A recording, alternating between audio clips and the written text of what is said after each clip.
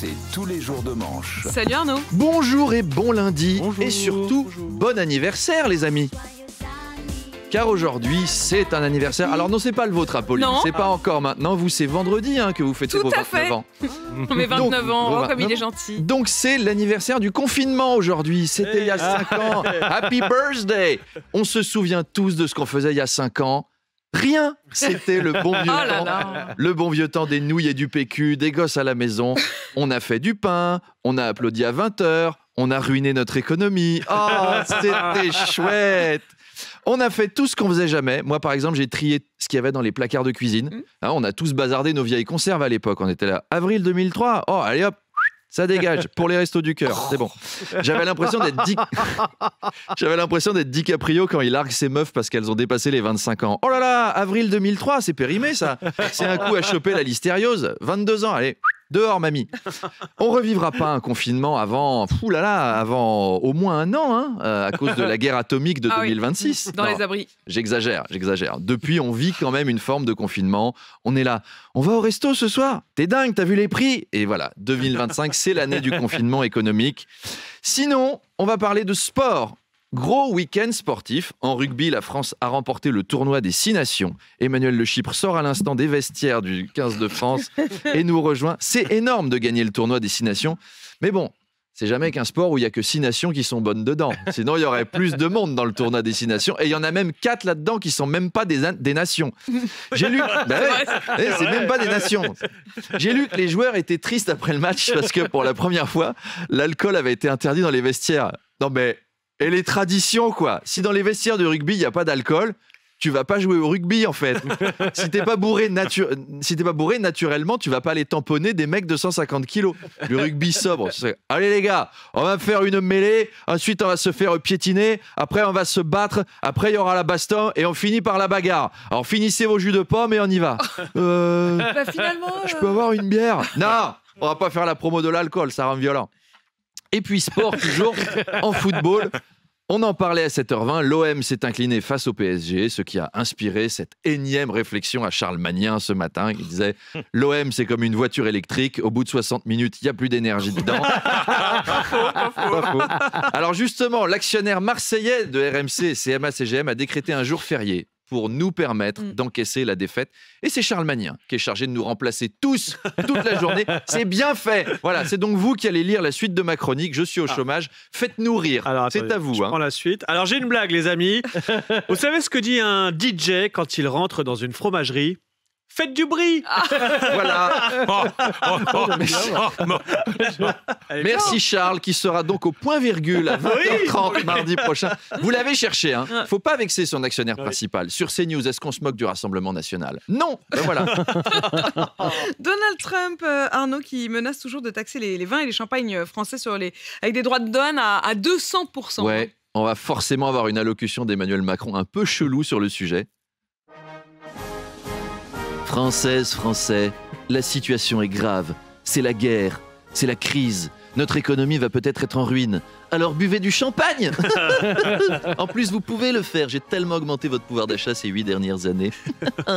Alors les investisseurs continuent à être inquiets et on se tourne vers les valeurs refuges et une nouvelle économique. Pour Manu Le Chypre, vous allez me confirmer ça, j'ai lu que l'or avait franchi le palier des $3000 l'once et que c'est une première fois dans l'histoire.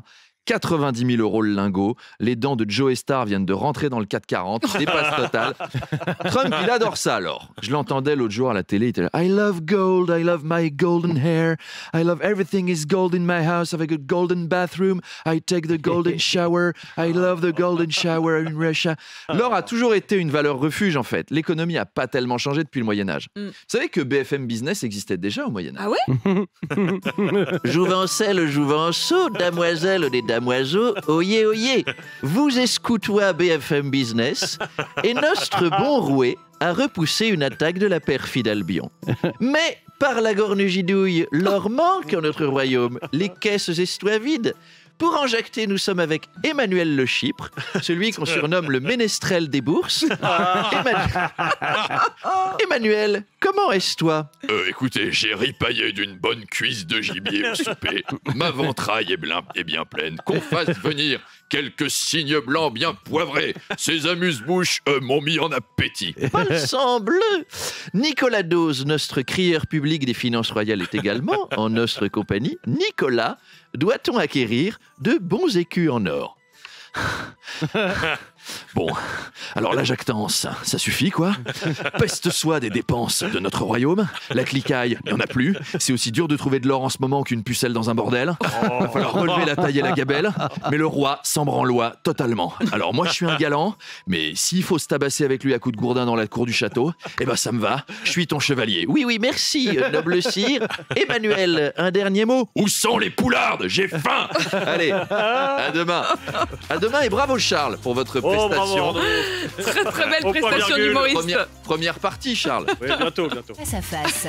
C'est Arnaud Demanche. Bonjour. Studio. Salut Arnaud. Salut. Mon invité dans le face-à-face tout à l'heure à 8h30, ce sera la présidente de la région Île-de-France, ancienne candidate à la présidentielle, Valérie Pécresse. Oui, et l'heure est grave, Apolline, l'heure est grave. La présidente de la région Île-de-France réagira à la bataille d'hier et à ses conséquences. Défaite de Marseille face à Paris. On va avoir une déclaration de guerre de Renaud Muselier, le président de la région PACA. À toute l'Île-de-France, on va souffrir. Alors, il faut pas trop s'inquiéter. Charles me disait, si les militaires marseillais visent aussi bien que les joueurs de l'OM, il y aura très peu de victimes, ça va aller. Les Marseillais menacent d'augmenter les droits de douane sur l'importation des produits parisiens, donc tout, voilà, sauf le pastis et les gens qui râlent. Mais bon, allez, assez fait plaisir à Charles. On va parler de la vraie actualité chez les Républicains, la guerre des chefs qui fait rage entre Retailleau, Wauquiez, Barnier et tous les autres en vue de la présidentielle. Et c'est là, Apolline, que l'expertise de Valérie Pécresse sera précieuse parce qu'elle s'y connaît en présidentielle ratée. Elle avait fait moins de 5%. Là, par exemple, il y a Wauquiez qui se présente. Eh ben, elle pourra lui donner plein de conseils. Comment survivre après une vautrade, comment se relever après une branlée, comment renaître après une déroute, tout ce qui va lui servir. Valérie Pécresse relance l'activité de son mouvement Libre. C'est le nom de son parti. Il s'appelle Libre et elle a l'intention de peser dans les débats de sa famille politique. Alors, Libre, c'est un micro-parti. C'est pas grave d'avoir un micro-parti. On sait que c'est pas la taille qui compte. Mais c'est quand même curieux comme nom de parti. Ça fait quand même marque de serviette hygiénique, quoi. Non. Avec Libre, je suis libre de faire ce que je veux. Je peux faire du sport, je peux travailler. Libre me garantit protection et confort parce qu'avec Libre, je suis libre de mes mouvements. Libre est super absorbant. Il a absorbé jusqu'à 5% des électeurs. Bah, c'est pas super absorbant d'ailleurs, du coup. Moi, à la place d'Emmanuel Macron, vous savez ce que je ferais avec Valérie Pécresse? Je l'enverrais négocier avec Poutine pour la paix. Qui de mieux qu'elle? Qui de mieux pour discuter avec un mégalomane qui détruit tout sur son passage? Elle doit négocier tous les jours avec Anne Hidalgo depuis 10 ans. Elle s'y connaît, elle sait faire. Donc rendez-vous avec Valoche à 8h30.